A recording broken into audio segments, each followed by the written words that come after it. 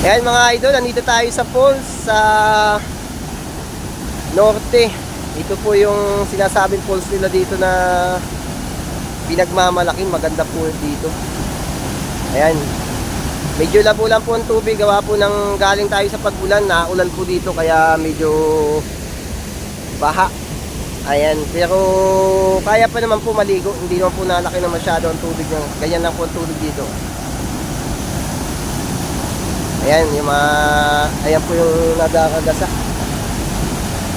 Yang falls po na yan ay may kuweba sa likod niyan. Nakikita nyo po yung naagos sa tubig na yan. Sa likod po niyan ay may butas. Yan, mini kuweba po.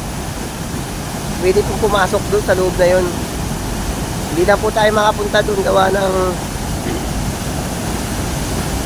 mababasa yung cellphone natin. Wala tayong pang-protection sa cellphone.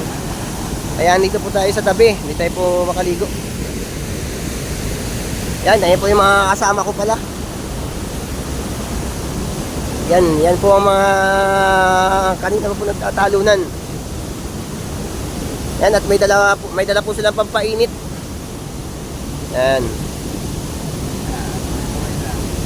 Yan po yung ating guide. Yan po ang taga dito sa norte. Yan po nagturo nitong falls para makakating po tayo dito.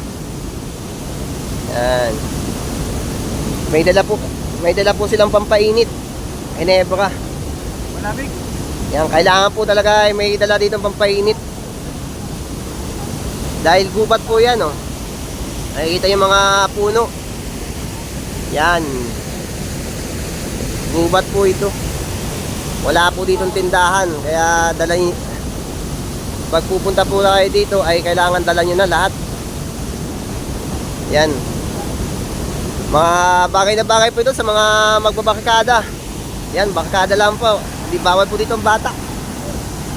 Delikado po dito ang bata at gawa po ng malalim yan, oh. Malalim yung tubig. Malalim po dito sa parting ito.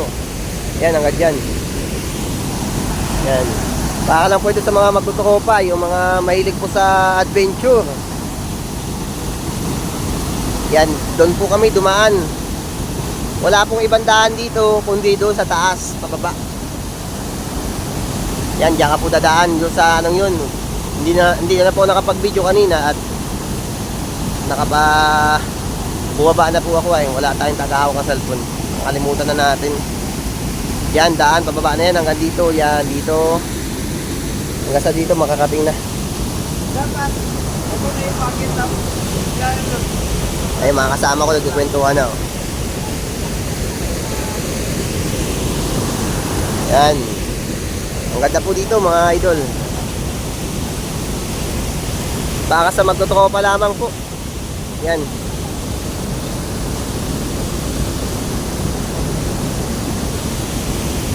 Yan, sana gustuhan niyo po itong video ko. Maganda po, malinaw yung tubig. Pwede po pala tayo ditong mangisda. Madami pong isda dito sa mga palus na po na sinasabi.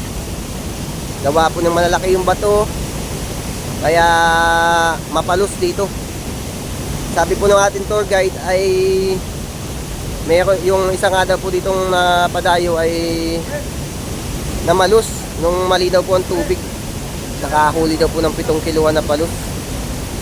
At yan, binigyan pa nga daw po sila nung nakahuli ng palus. Ang laki po nung nahuli. Nasa 7 kilo. Humigit pa. Estimate lang po yun, pero hindi na po yun natimbang. Baka lampas pa po yun ng 7 kilo.